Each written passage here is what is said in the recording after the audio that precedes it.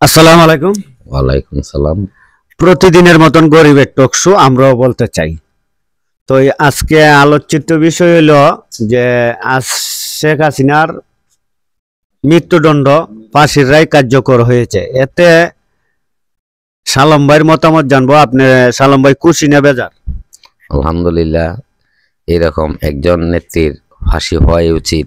তবে যতক্ষণ না কার্যকর হয়েছে ততক্ষণ খুশি হই কিভাবে?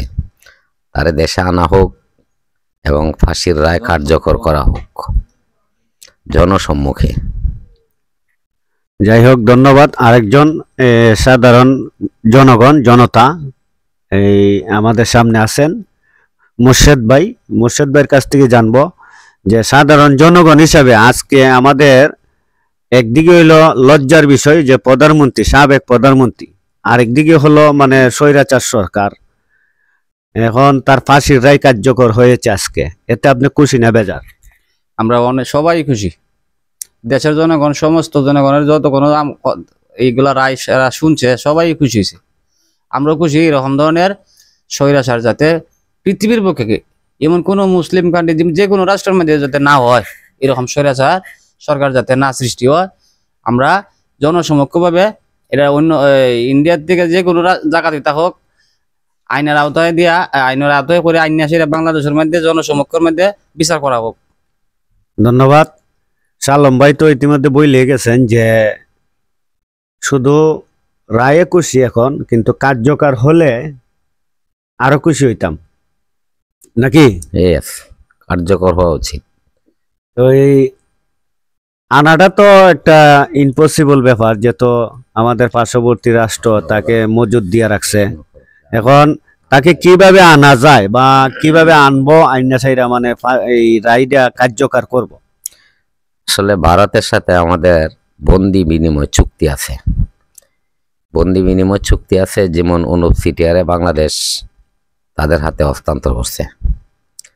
উলফার যে একটা উলফা নামে একটা গোষ্ঠী আছে, তাদের প্রধান অনুপ সিটিয়া, তারা কিন্তু একসময় সরকার বাংলাদেশে গ্রেপ্তার করে ভারতের হাতে তুলে দিয়েছে। আর ভারত আমাদের প্রতিবেশী দেশ।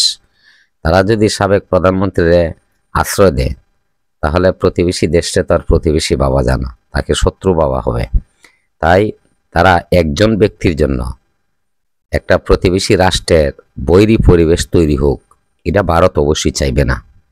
কারণ তারা ভালো বুঝে যে রাষ্ট্রের বৈরী পরিবেশ যেভাবে না হয়, ঠিক সেইভাবে অনুপ সেটিয়ারে যেভাবে আমরা রাষ্ট্রনায়করা ফেরত দিছে, ঠিক সেইভাবে মোদি প্রশাসনও বাংলাদেশের হাতে শেখ হাসিনারা হস্তান্তর করবে। আর তখনই বোঝা যাবে তারা আমাদের কেমন প্রতিবেশী। হস্তান্তর না করলে তো এটা প্রতিবেশী হিসাবে বলা যায় না। ধন্যবাদ সালাম ভাইকে। আসলে আমরা চাই ভারত আমাদের সাথে এরকম একটা বন্ধুত্ব আচরণ করুক এই জিনিসটা নিয়ে, যে আমরা চাই যে ভারত আমাদেরকে সহযোগিতা করুক, আমরা দেশের যে বিচার ব্যবস্থাকে সম্মান করুক, আর আমাদের সাবেক প্রধানমন্ত্রীকে আমাদের দেশে ফিরাইয়া দেব। আর এইরকম একটা রায়ে আমি ব্যক্তিগতভাবে আমি জানাইতেছি আমিও খুশি, কারণ এরকম একটা রায় বাংলাদেশে এত এই অল্প সময়ে, অল্প সময়ে এইরকম একটা রায় বাংলাদেশের স্বাধীনতার পর থেকে 52 বছর গেছে গা, এই মনে প্রথম। 54 বছর স্বাধীনতার, 54 বছর এই মনে প্রথম। আমরা চাই এই প্রথম যেহেতু রায়টা, এই রায়টা সম্পূর্ণভাবে কার্যকারিতা হোক, শেষ করা হোক, আরো খুশি হমু। আর বিষয়টা হলো, আরেকটা কথা বলে রাখি যে এই রায়টার থেকে ভবিষ্যৎ প্রজন্ম দৈরা যারা আসবে ক্ষমতা বা যারা ক্ষমতায় চালাবেন, তাদেরকেও একটা দৃষ্টান্ত দেওয়া হইতেছে। তারাও বুঝবে যে আমাদের ক্ষেত্রে এরকম হইতে পারে, স্বৈরাচারী হইলে এইরকম একটা দৃষ্টান্ত থাকবে বাংলাদেশের মানচিত্রের বুকে। তো সবাই ভিডিওটাকে অবশ্যই লাইক কমেন্ট শেয়ার করে দিবেন। লাইক কমেন্ট শেয়ার করে দিবেন ভালো লাগলে। ধন্যবাদ সবাইকে। আপনার মতামতও লিখতে পারেন কমেন্ট বক্সে।